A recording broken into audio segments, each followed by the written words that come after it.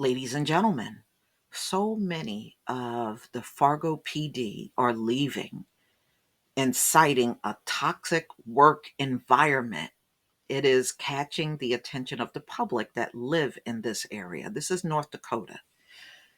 Ladies and gentlemen, this goes back to what I was saying. A lot of times, your higher ups and your leadership within the company, they're the ones causing the high turnover, or they're causing right now the great resignation.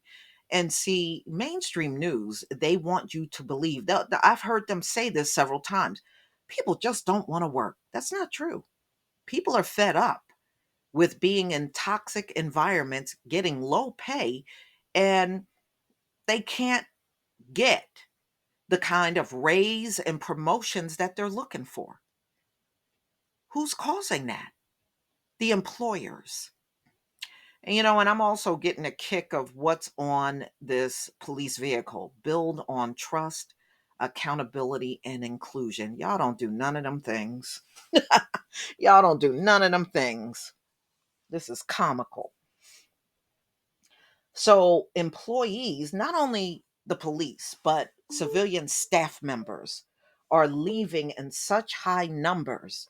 And they're all citing in the exit interview that it is a toxic work environment. And that's why many people are leaving jobs across industries in America for that very reason.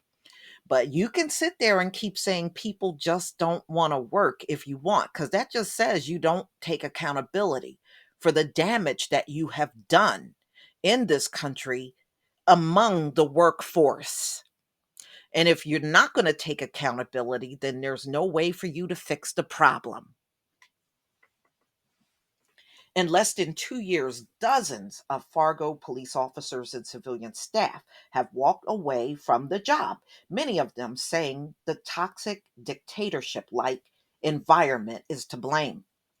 Exit interviews obtained by Valley News Live show since Chief David Zambalski took office in October 2020, 35 members of the department have resigned, many of them citing issues with Zabalski and his leadership. One person wrote, "The Fargo Police Department is in crisis, and Chief Zambalski will not admit it."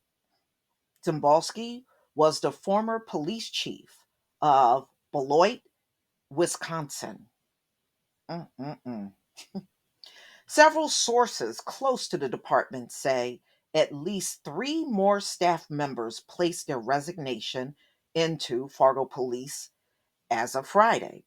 Seven more employees retired in the time frame, which many within the department saying would have never happened had the work environment and leadership not changed for the worse.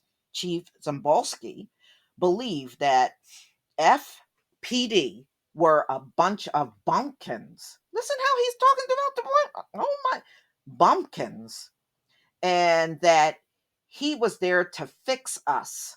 One former officer wrote, "We're a bunch of bumpkins." Many officers liken Zambalski type of leadership to that of the previous Fargo police chief, Kenneth Tarnas. And they're saying, which could have summed it up as do as I say, not as I do mentality. Didn't I tell y'all that don't work? You see how that's backfiring, right? People are leaving. It doesn't work. All right.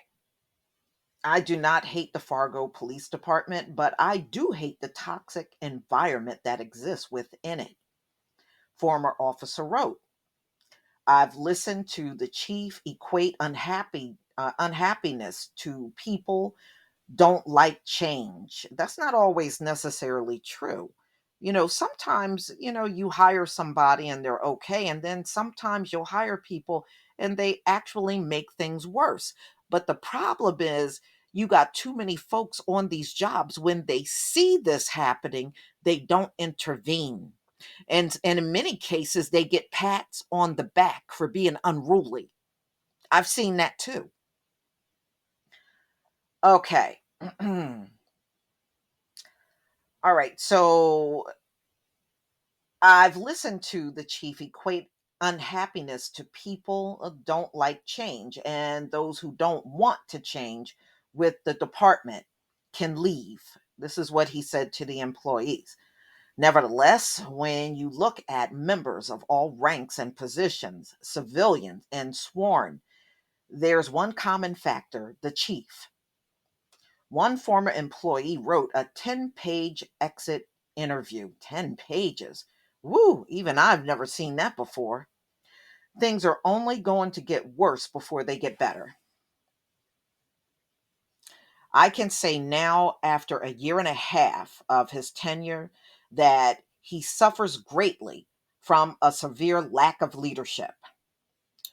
A 20-year veteran of the department said. He added, the amount of retirements and resignations within the last 18 months was unprecedented, and stated Zambalski, changes to the department are affecting the safety of officers. Mm, mm, mm. Wow. Wow. I mean, that says a lot. One man is running the entire department off, civilians and police. But like I said, then your mainstream will get on here. Oh, well, people just don't want to work and just completely overlook these work environments. There's a lot of inappropriate things that are being done, things that are being said. People are being blamed for things they never did on jobs. People are being lied on. And you got management in many cases, just like when the nooses are being hung. They know who's doing this stuff. The majority of them know who's doing it, but they'll sit there and protect that person instead of the employee that's being attacked. That's usually what we see the majority of the time. And people are just not taking it anymore. They're not going to sit there and take these bosses that are really out of their minds and really are unfit to be in a leadership role. But, y'all will let them marinate in those positions and stay there, and not saying, wait a minute, why do your department have the highest turnover? Why are your employees the most unhappiest? And they don't do that. They'll just let that person sit there, and there's a cycle of people coming and going. That's the way it was in the past. And as you can see, now that we're in the time of the Great Recession, it's not so easy to replace people. Not anymore. Now people will see a problematic place and they know to stay away from it. But y'all, please tell me what you think about this story. I'm sure there's probably other police departments and civilian jobs that are going through the same thing. Please leave your comment and subscribe. Don't forget to hit on the notification bell, and I'll see you on the next video. Peace, family.